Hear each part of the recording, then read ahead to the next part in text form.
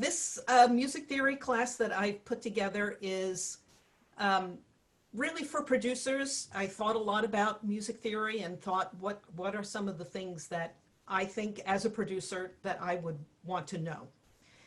And so I know that you all have different backgrounds. Some of you have a lot of exposure to music theory, some not so much, and some of you maybe not at all.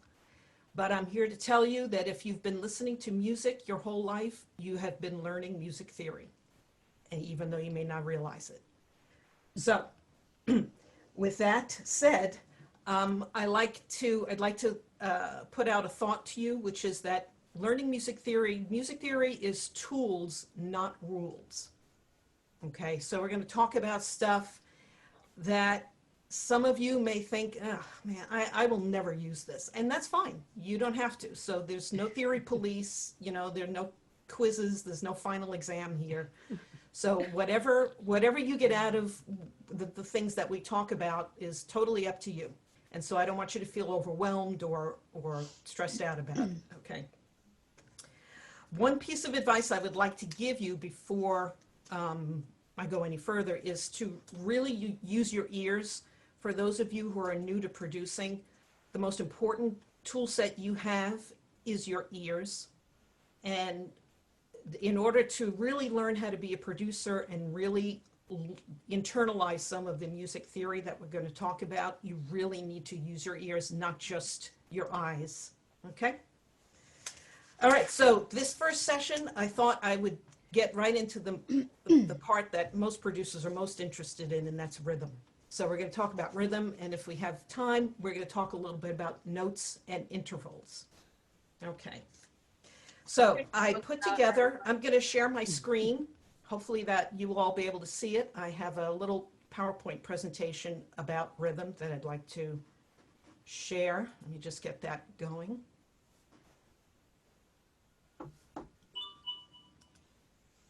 Okay. Sorry. Can you all see that? Can you all see that? Yes. Okay. Yeah. Yeah, it looks great. Okay. Good. Okay, so here are some of the most common types of rhythm notation that you would see. Now, this is sheet music notation, and this is not the same notation that you would use in a MIDI editor, but the concepts are the same. So I want to make sure that we all understand these concepts. So we have notes that are of different durations. We have notes that are 4 beats long, notes that are 2 or 1, or even fractions of a beat, right? Okay.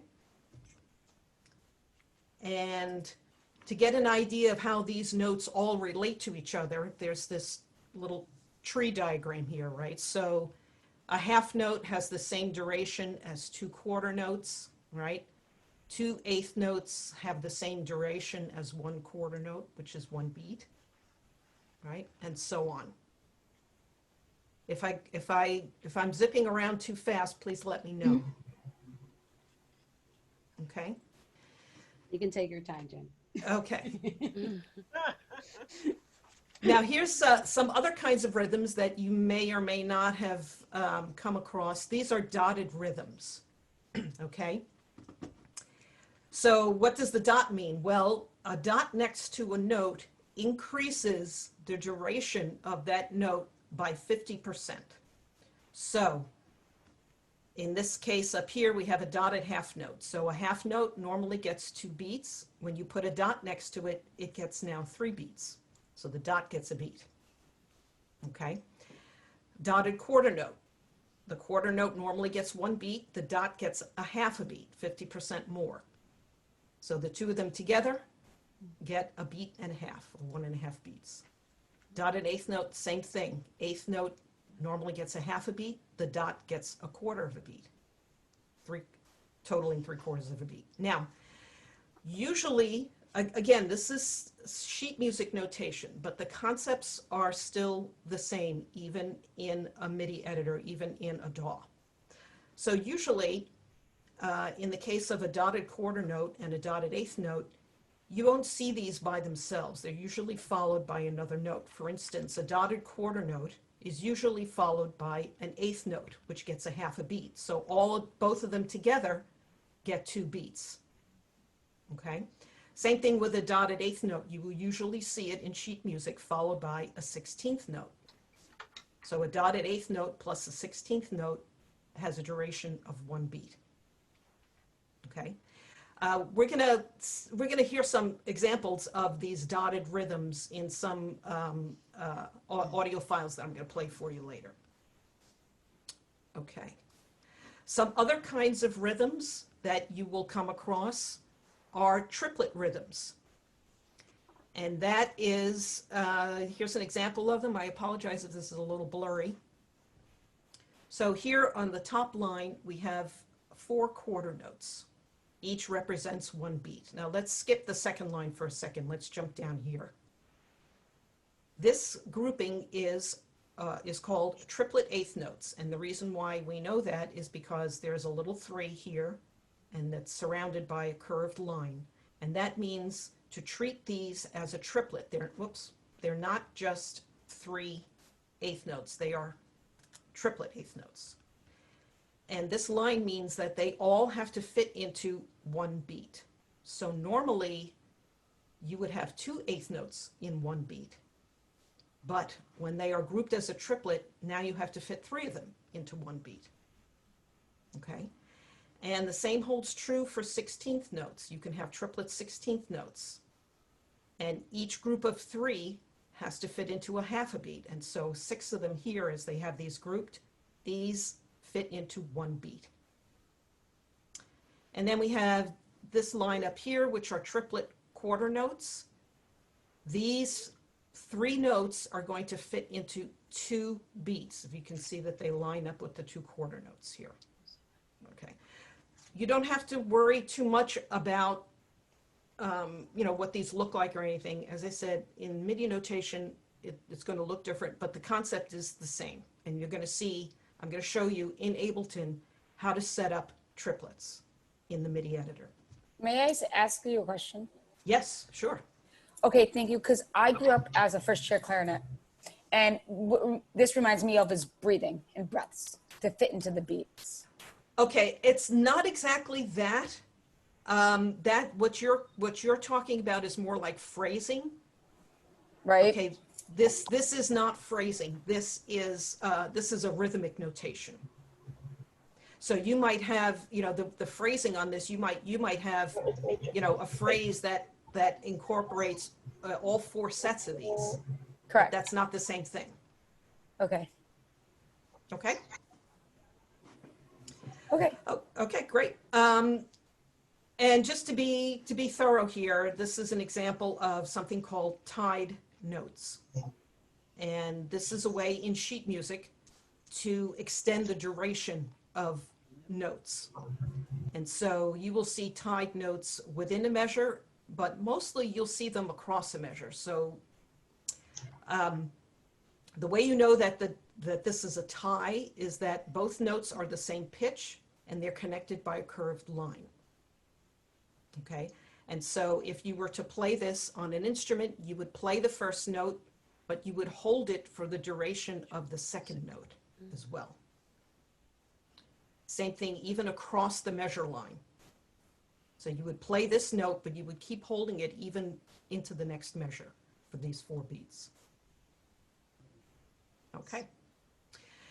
So I gave you a glimpse there by accident of the next slide, which is kind of an amusing way of illustrating some of these rhythms. The COVID-19 rhythm lesson.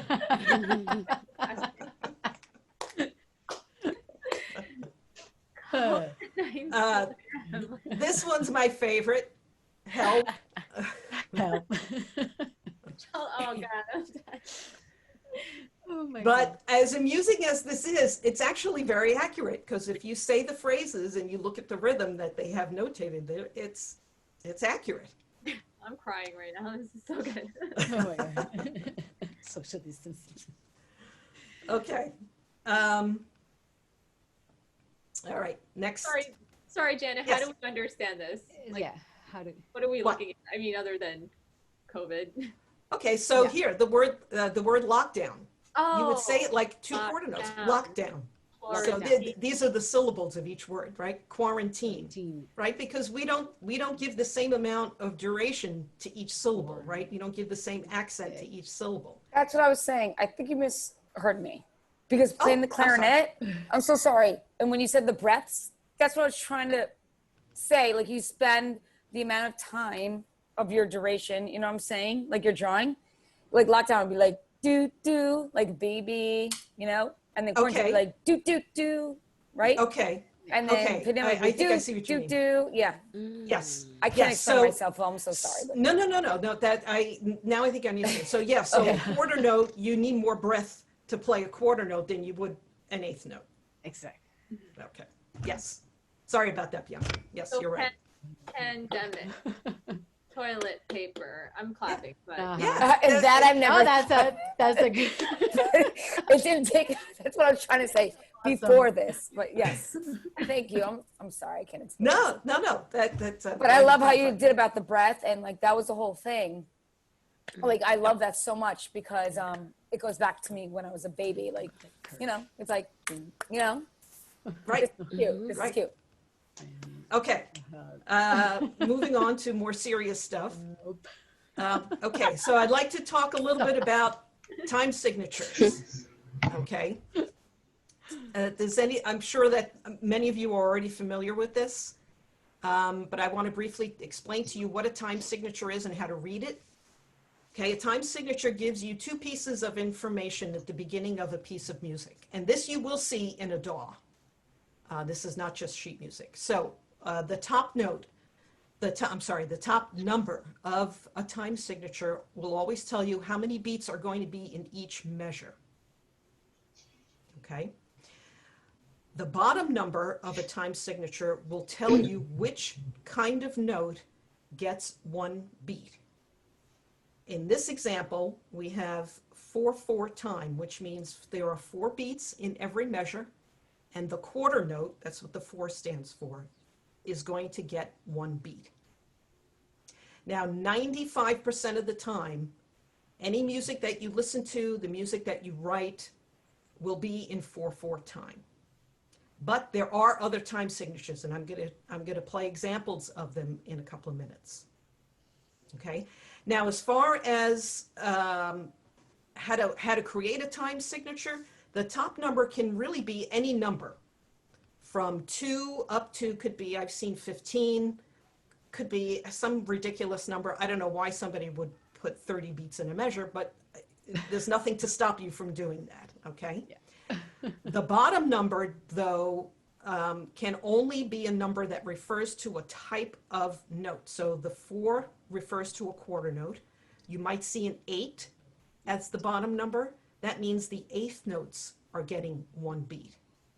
You could also see a 16 on the bottom. And in some classical music, you may even see a 2, which means that the half note is going to get 1 beat. Okay. But as I said, most of the time, you will see a 4/4 time signature. Okay? Okay, now I'm going to, let's see, let me just check my notes here. Yeah, okay. So I'd like to go into Ableton. No, I'm not going to go into Ableton yet. I'm going to play some examples of time signatures for you. I have some drum loops that I created that will illustrate the different time signatures. Okay, so hopefully you'll all be able to hear these. The first one I'm going to play for you is an example of just a straight 4/4 time signature. Okay.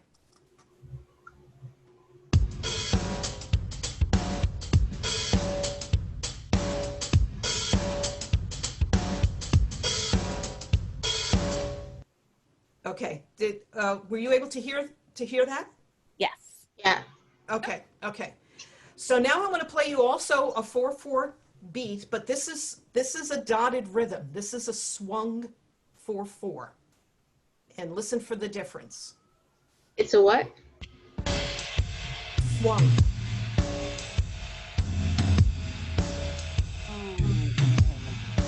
Yes. Yeah, that's an example of a dotted rhythm. So part of the drum kit is still keeping the straight 4/4 beat, but other parts of the drum kit, like the cymbals and maybe the toms as well, is using a dotted rhythm or a swung rhythm. Okay. Now here's another example of a 4/4 beat, but it's a little bit different.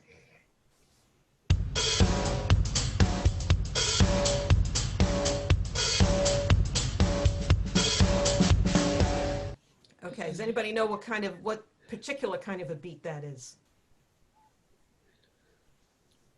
Okay, that's known as 4 on the floor. As a 4 on the floor. 4 on the floor. I was gonna say That- that's what happens when I pick up the sticks, but yeah. Yeah, that's 4 on the floor. So in the 4 on the floor, every single beat gets the same The same. accent. Mhm. Right. Can I Okay. hear that one more time, Janet? Sure.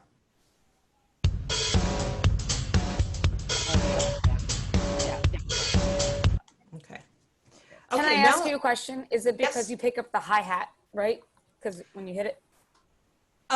That's a little bit of an embellishment. It's really the kick that you should listen to. The kick is hitting on every single beat of the 4-beat measure. Correct, but it's followed by an open hi-hat hit. Yes, and that's sort of, but you don't need the hi-hat there for it to be 4 on the floor. I know. All right, I'm sorry, I don't. But that's, From is- experience, that's a usual. that is the typical sort of combination that you would hear with the hi-hat. Okay, so now I want to play you an example of a 6/8 time signature. Does anybody know what 6/8 means? That like 3/4 times 2. That's It's usually not too Motown far music off. that's I'm 6/8. sorry, I thought I was on mute. There's Okay. the coder down there. I remember you. Yes. Okay, so a 6/8 time signature means we have 6 beats in a measure. 6. Yeah, And it's the usually 8 like Motown music that's like 6/8. Yes, and the 8 refers to the 8th note is now getting 1 beat. So I'm going to play you an example of a straight 6/8 beat. Oh, okay. Okay. Now here's an example of the same kind of beat, a 6/8 beat, but using the dotted or swung rhythm. Oh. Okay. Very smooth. Okay. Swung. Now here is an example of something in 3/4 time. This is a straight 3/4 time.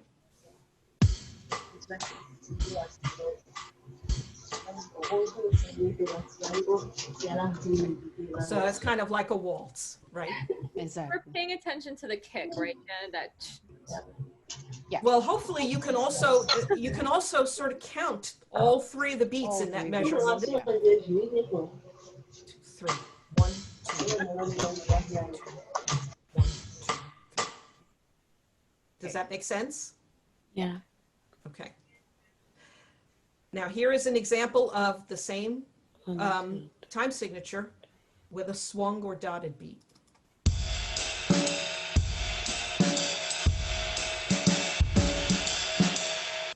Okay. Okay. Okay, so it's Three really the four. That's cymbals. hard. That's like the tummy rub and like the you know. That one, I So don't know. it is. So the whole drum kit is not doing the swung beat. The kick is still hitting kick on still. the beat. It's the cymbals that's doing the dotted rhythm. Okay. Okay. Now here's an example of a time signature of 2/4, which means there are only 2 beats in each measure.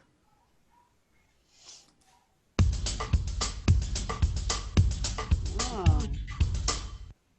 Goes by very fast. Barry, you're Ariel like, was like belly dancing to that. for a Nice. second. I was just gonna say I'm about to like whatever. That's yeah. No, Yeah, we you have- know, there's a lot of Latin music that is written in 2/4 Yeah. in 2/4 time. Okay. Okay, now I'm going to head over into, I'm going to turn off my audio sharing and I'm going to turn on my screen sharing. Janet, can I ask you? Yeah. So, you've just given examples of different beats, and obviously some genre of music do prefer some beats. Would you eventually be able to kind of give some ideas of that list, but a list of different genres of music that did and what kind of beats they use? Like somebody said, Motown uses 6/8, Latin music uses 2/4. So you know. Yeah, sure. I mean, part of this course is I want to hear from you guys what it is that would be useful to you, and if something like that would be useful, yeah, we can talk about different rhythms for different genres. Absolutely. Okay. Can I say something? Yes. I learned from, I traveled the world very much, and I didn't really put myself in an area where this is where, this type of sound came from, or this, it's very everything these days are very cross-sectional. You could, Yes. and yeah, I feel like take whatever makes you feel good. And obviously, like, I love the fact that you just brought that up, because I was shooting today in an area that was like in a little cultural area that was Brazilian, Portuguese, and it was beautiful. And I just picked up from that sound, and I knew I was coming to this class tonight, and it just gave me a little bit of motivation. So yeah, there's sounds everywhere. You don't have to be clinical, is what I'm saying. But there are Even if there's like a beat for this type of culture, or that's all I'm saying is. Yes, absolutely. Right. But there's nothing to prevent you from using a samba beat in a hip hop tune, right? Exactly. So, but yeah, Exactly. I will. Yeah, we can talk maybe- about that. Yeah, Jen, maybe Janet could bring that in next time. Okay. Sure. Definitely. Awesome.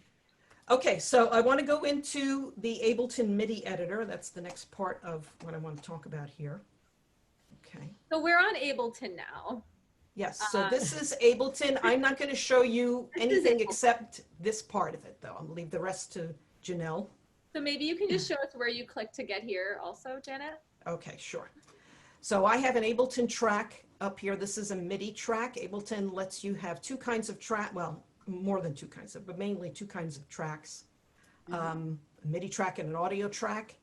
This is a MIDI track, and this little blank clip here is a blank MIDI clip, and I'm opening that so I can show you what the editor looks like. Okay. Okay, so this is the Ableton MIDI editor. Probably, no matter what DAW you use, it will look very similar to this. Okay. So here we have on the left-hand side, we have what looks like a piano, a very small piano keyboard. Okay. This center area here is the main window of the editor. And down here at the bottom, this area is the velocity editor. And that is where you would indicate the intensity or the velocity of each MIDI note that's in the editor. Okay. Velocity usually translates to volume, but sometimes it's more than volume. It really is more like intensity. And depending on the instrument that you're using to play the MIDI notes, you'll find that raising the velocity not only raises the volume, but it actually makes the sound more intense. Like if you think of a stringed instrument, that usually happens in that situation. If you raise the velocity of the note that's being played by a violin past a certain point, you'll notice that it sounds more intense, not just louder. So that's why it's called a velocity editor. Okay, so the way I have this set up here is, I know these lines are very faint. Ableton is not very good with making the lines too visible, but right now I have a 4-measure MIDI clip here, and each measure has a dividing line on it. So this is measure 1, measure 2, measure 3, measure 4. So Janet, when you say one beat, does that span that whole thing? Measure, one measure. So this Okay. is one measure from the number 1 until the number 2. Then that ends the first measure, then comes the second measure. These other numbers here, like 2.2, that's the second beat of the second measure. Beat, second measure. Okay? So 3.4 is the 4th beat of the 3rd measure. Gotcha. Okay? Yes. Okay. That always confused me, to be honest. Okay. Just a quick word about the keyboard down over here on the left. In Ableton, now some DAWs are different, so you have to read the instructions for your DAW. But in Ableton, C3, you see that right here, corresponds to middle C on a piano keyboard. And that's very important to know. Whichever DAW you're using, you have to know which C is middle C. Okay. So Can if I you say add, something? yes, Bianca. Hi, sorry. Hi. So if you don't have a keyboard, what would you say is the middle C on the computer keyboard? This has nothing to do with the physical keyboard. This is the keyboard that's Correct. part of the MIDI editor. So it's like G or H or something, right? Usually. I'm sorry? It's usually like G or H. It's the centered keys on No. the keyboard. No, it's always middle C. No, I understand, but it's Okay. not C on the actual computer keyboard. If you don't have a keyboard, it confuses people. So. Oh, see That- on the computer keyboard. Yeah, Correct. yeah. Sorry, If you- I didn't. No. I'm a pianist, so I don't use the computer keyboard. I use an actual keyboard. So that also you would have to look at the instructions for your DAW to see what computer keyboard. Like you can't keys- press the keyboard C and think No. it's middle C. No. This only corresponds to an instrument keyboard, not a computer keyboard. Okay. Yes. Okay, so I'm going to just expand this a little bit. If you mouse over each one of these keys, you see that Ableton tells you what note it is. Okay. Now, Ableton labels all the black keys as sharp, right? So I use D sharp, C sharp, A sharp. That isn't entirely accurate because they also have flat names. But Ableton, I guess they had to decide which one they were going to use, so they used sharp names. Okay. Okay, so let's talk about how to divide up these measures into beats. Okay. In Ableton, you can control how this grid is divided up by going to this. Just follow my arrow down to the bottom right corner here. You see this, these two numbers. If you right click on that, you get, I'm going to have to,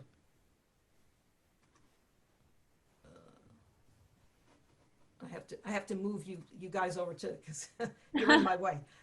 Okay, so if you right click on this, you can set the grid to divide the measure up in however way you want. So I'm going to click for the 1/4, which means each measure will be divided into 4 beats. And I don't know if you can tell, but now we have lines for each beat in each measure. And it's very hard to see. I apologize for that. So that means that each measure is now divided into 4 beats. So each one of these boxes is 1 beat. Okay. Now I'm going to divide up each beat. And I do that by clicking on 1/8. So now, I don't know if you could see that, but now each beat has been divided in half. So now each box corresponds to an 1/8 note, which gets a half a beat. And I can go even further. I can divide it into 16th notes. So now each beat is divided into 4 16th notes. Question. And- Yes, Sorry, I'm the student that raises my hand all the time. Can you give me an example? of? Just the beats. Can I hear the sound broken up each time you break it down? We hold off on that for, because I have a couple more audio examples that might answer your question. Okay. And I'm going to play in a And couple Janelle, of I minutes. think you'll touch on that too, right? No. She's leaving it all to me. Just like that. I'm like a visual tactile. I needed like Yes, hear no, I it, see understand. it. I I'm I sorry. would rather show you in an example rather than try to recreate something here. Yeah. Okay. So, And let But me your just- 16s will be your hi-hat rolls. Also, Janet, just Yes. time-wise, if you want to start wrapping up, and then we can move to Janelle. It's 8:50. Okay. Okay. Well, Okay. I- One more division here. this is 30-second notes. So now each beat is divided into 8 30-second notes. Okay. And I want to show you one more thing here. I'm going to go back to eighth notes. You can also set the grid to show you triplets. So if I click on the triplet grid, now each beat is divided into 3 triplet eighth notes.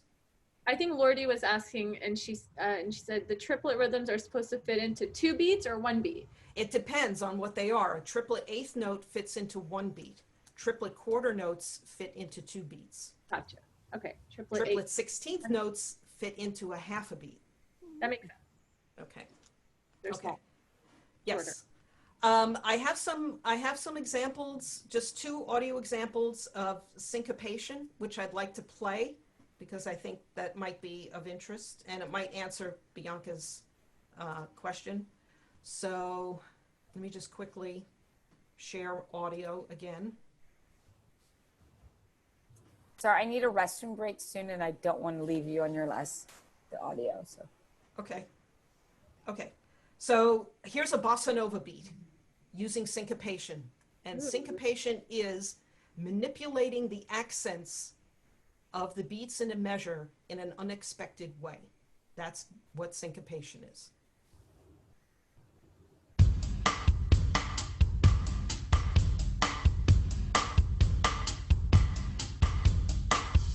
Now, it's a pretty straightforward beat, but because of the way the accents, certain parts of the beat and certain normally weak beats are being accented, that gives it that syncopated feel. Now, here's another example, a little more complex example of syncopation.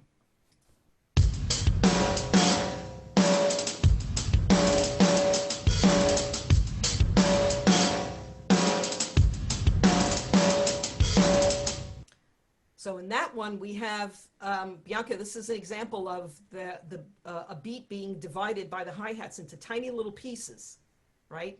And being accented in that way. And there's, now that was a 4/4 beat, but the third beat was almost completely silent. That's really talented. Couldn't Right? do that if I tried. So, and so when the fourth beat comes in, it sounds extra emphasized because normally the fourth beat is a weak beat. So that's an example of more. Yeah, and it complicated catches it. example. It's not weak because it lets it be caught. Exactly, exactly. Yeah, it's Exactly. like an alley-oop. You know, you gotta let someone shine to. Yeah, exactly. Okay, well, I'm out of time. I wanted to talk about notes and intervals, but we can leave that for the next session. I have another question. Syncopation is like emphasizing the accents on the beats. Okay, normally let's talk about a 4/4 beat. Normally in a measure that has 4 beats, the first beat is very strong, which is the case no matter what the time signature is. The downbeat is always the strongest beat in a measure. The second beat is weak. The third beat is sort of medium strong, and the fourth beat is weak. Syncopation means that you are putting the accent on a normally weak beat. Or you're chopping a single beat up into smaller pieces and you're accenting those smaller pieces. What So does you're basically putting the accent in an unexpected place. That's what syncopation is. Oh, okay. Thanks. Okay, awesome.